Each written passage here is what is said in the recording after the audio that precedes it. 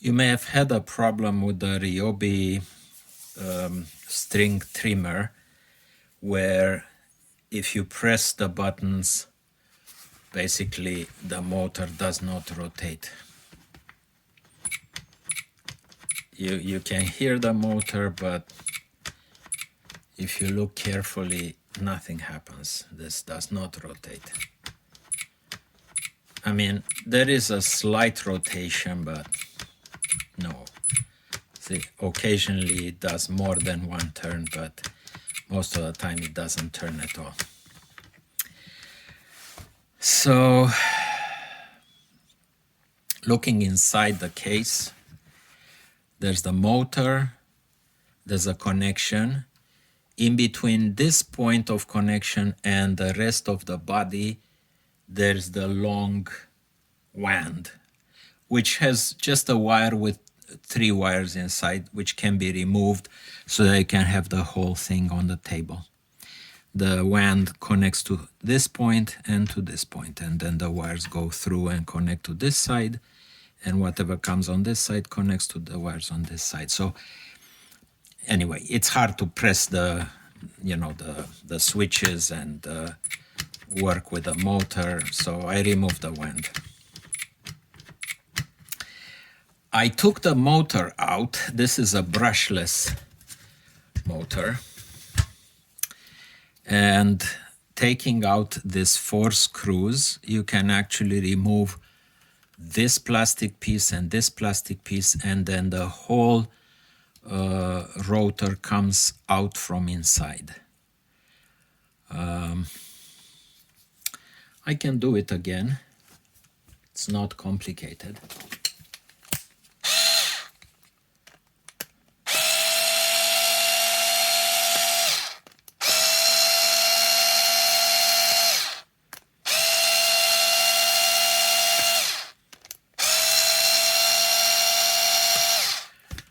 Better remove the battery just in case. I mean, it won't work, but you know. So you take out these 4 screws. You can even disconnect the 3 wires so that it's easier to work. So gently move the plastic until comes out. You can even move the wires a little bit, and this is how it looks inside. And then if you push on this side, actually the rotor comes out completely. There's no electronic on the rotor, it's just this 4 neodymium magnets. There is a bearing here which rotates freely. I oiled it before I put it back last time. And there's a bearing here that is used by the fan. But this one is pressed by force, so this one does not move. The whole rotor moves, and as you can see, it moves freely, no problem.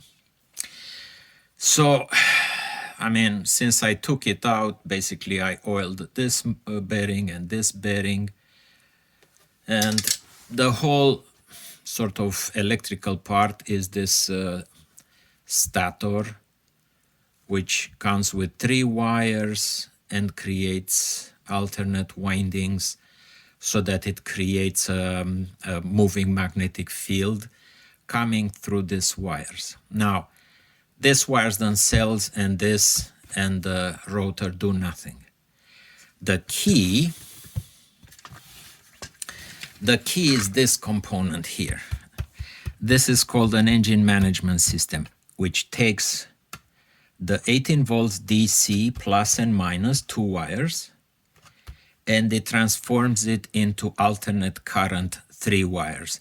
But it's not a permanent polarity. Alternate current has no polarity, but I mean, you know, the voltage is not fixed. But first it puts a plus minus, then a plus minus, then a plus minus. So it keeps rotating the plus and minus, making the motor basically rotate in the magnetic field created. So it's that simple.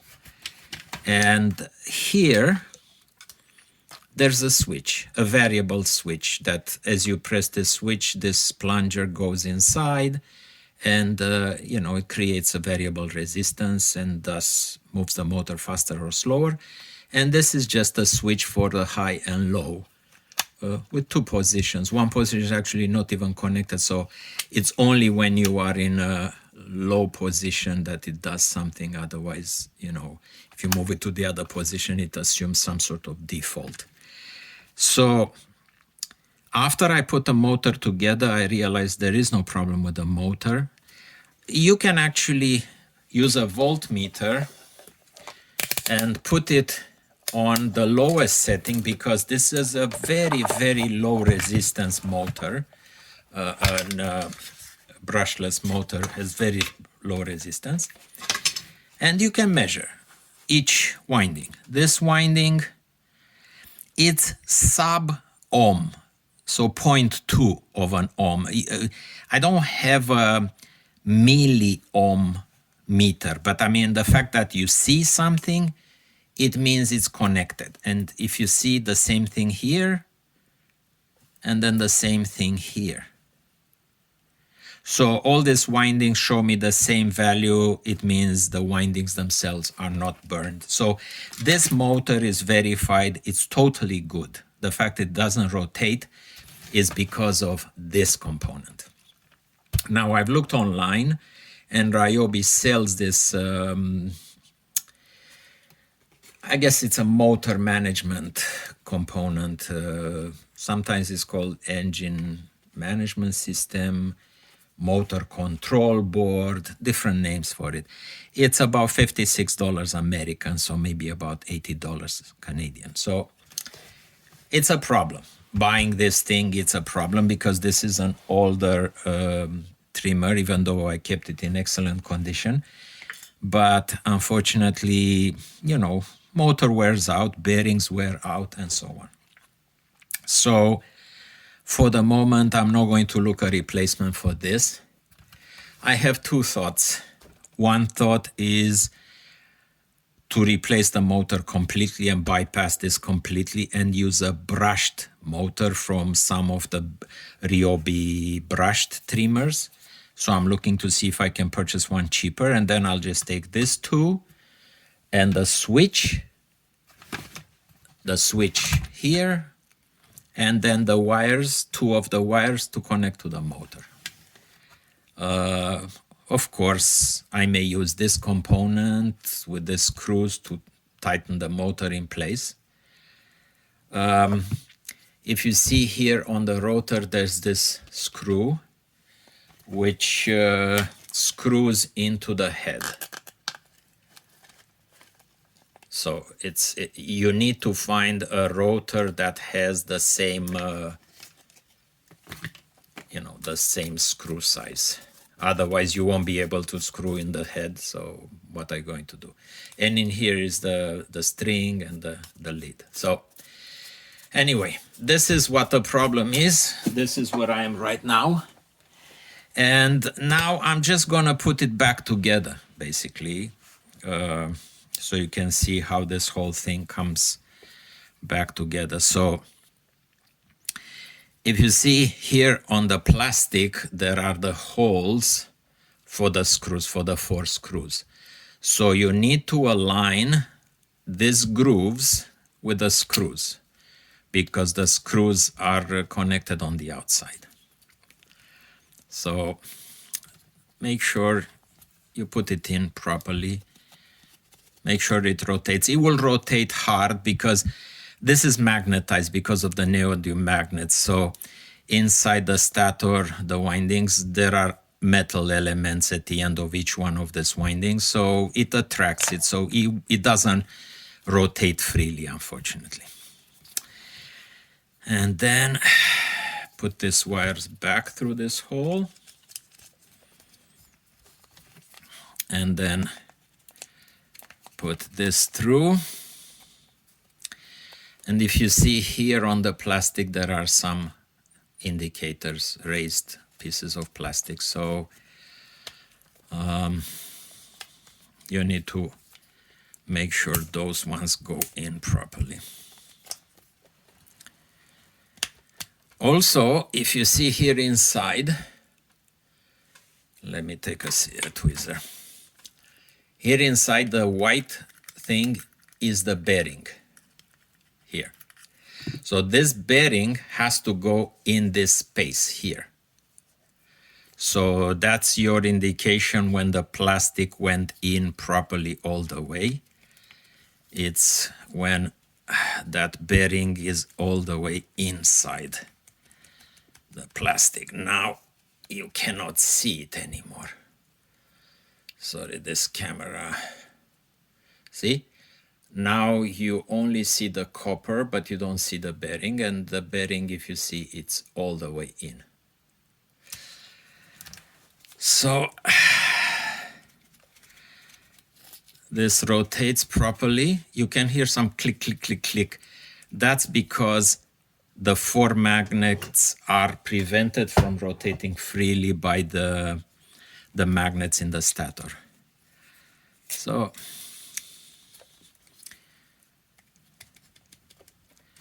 you can put the screws.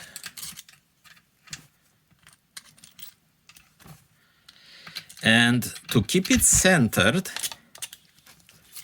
make sure when you screw it back in, you use a manual screwdriver and do it gently. If you look at it, sometimes you see the plastic not having gone in totally, so try to push it from both sides. But anyway, so it will go in by pressure from the screws. So I tighten them, but not all the way, round and round until it's all in.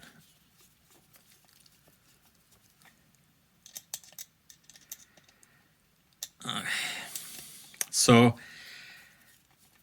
with this, we've done a little bit of maintenance of the motor, as well as verified that there's nothing wrong with this motor. It may be worn a little bit, but it's not broken. So if you rotate now this fan and it rotates freely, you're done. It's all good. So this motor is fine. So this is where it goes. This square goes in here. And it fits perfectly in this space.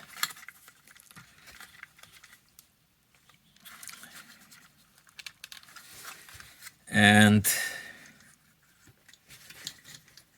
these wires are supposed to go around here.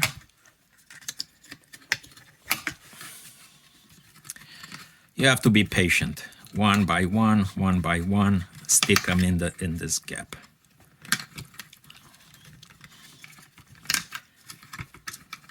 Okay, so this is the head component. And then the wand comes here, the wires come through, they connect to this and they go in here. And then you put the cover. So, and this is the other side.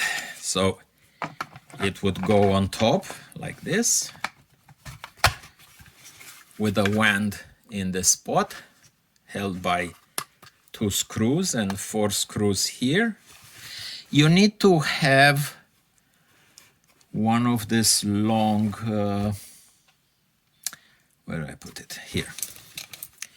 One of this long screwdriver heads. This is a T15 to be able to reach inside. So, sorry.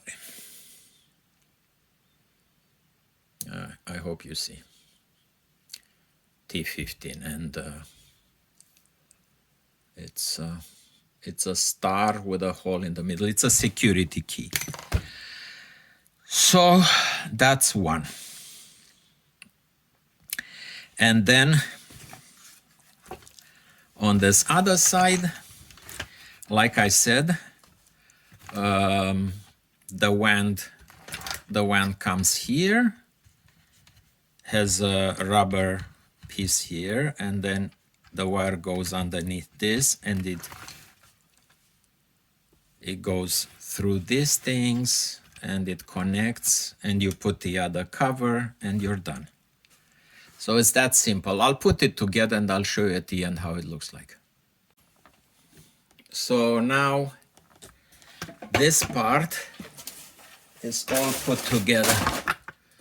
So the wires are connected and fed through the various gaps. The cable is held by that yellow plastic piece. This wand is installed under the switches, and there is an extra plastic piece. Behind it is a button that ensures the ability to rotate this wand if you want to use it as an edger. So that's it for this part, and all I need to do is to put this lid on top and screw in quite a lot of screws, which all have this type of head, the hexagonal head. So I'll put some temporary screws so that it's held in place.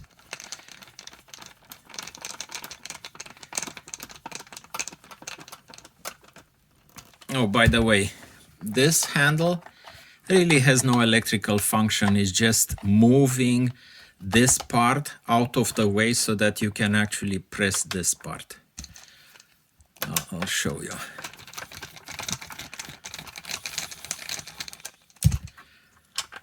Okay, 1 second.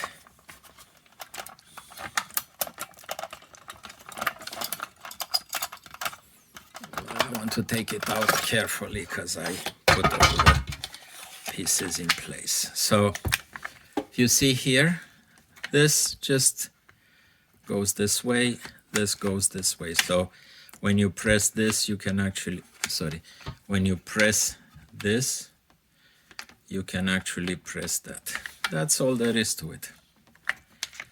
But otherwise, it's more or less a safety factor. I wouldn't say it has any important function. There's another thing here. There are some springs underneath which, when you take it out, they pop. There's one underneath this one, and they have to be fed through the little channel underneath so that they can push the switch out.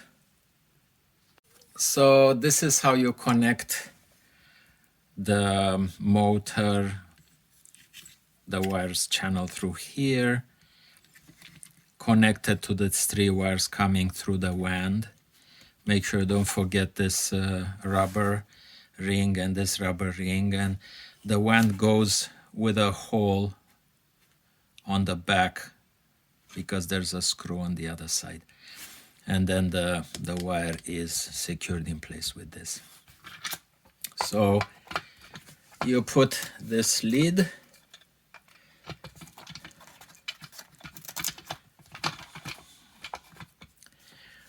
it goes only in one position because the motor square keeps it in place, and then secure it with the 6 screws. Just regular screws, no security, but the ones here are low, so you need this long one to get to them.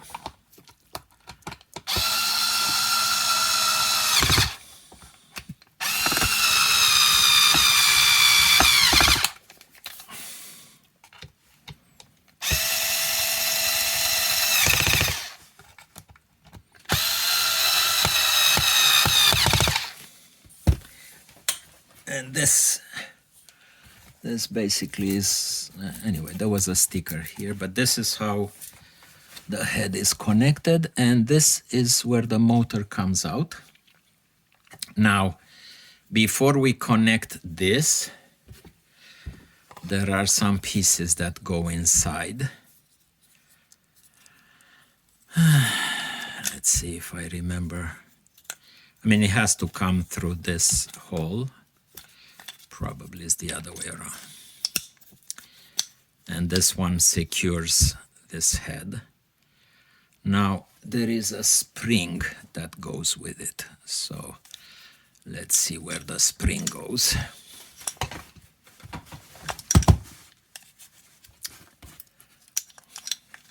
Oh yeah, the spring goes here in between this notch and the cylinder, so I'm not sure exactly how to put it in like in the factory. So anyway, it should go in here over this, and I'm gonna press it when I put it in.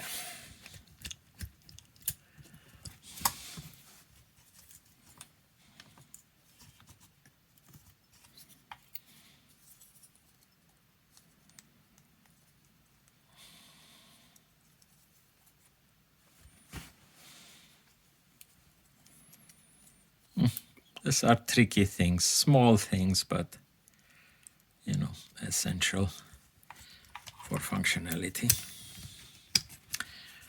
Anyway, might be a pain in the neck to put this in, but it's necessary because it secures the string lead. And you want to be careful. You don't want to lose this the spring. May fly away, and then because it's black, you may not find it. Anyway, gonna save you a little bit of time, and I'll come back when it's done. So after unscrewing those two screws, I just extended a little bit this wand out of the connection, and basically just tighten the screws back so that you don't lose them.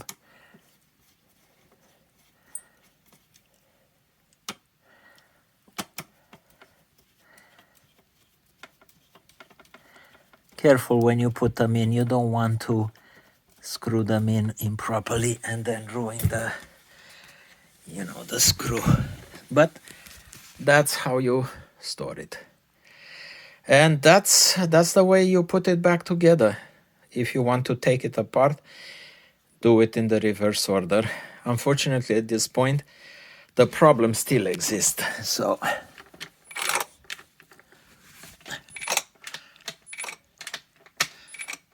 unfortunately, until I get a new controller, it's a problem.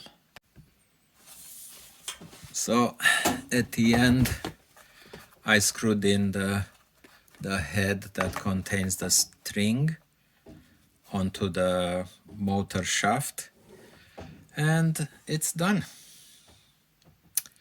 Basically, the whole unit is assembled. If you see, that's where the battery goes in.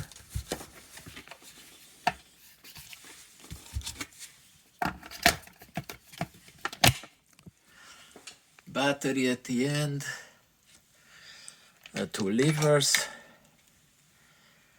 and the handle, and then the end. Oh, by the way, there's also this piece here, the protector. It has 4 screws, and it tightens in the bottom like that. So I'm gonna put it now. I forgot about it. So this is how it goes in towards you for protection. And this string trimmer has a nice feature. Has 2 screws here, and the wire inside is extendable. So if you undo these 2 screws, you can actually take this front part and split it in 2 for storage.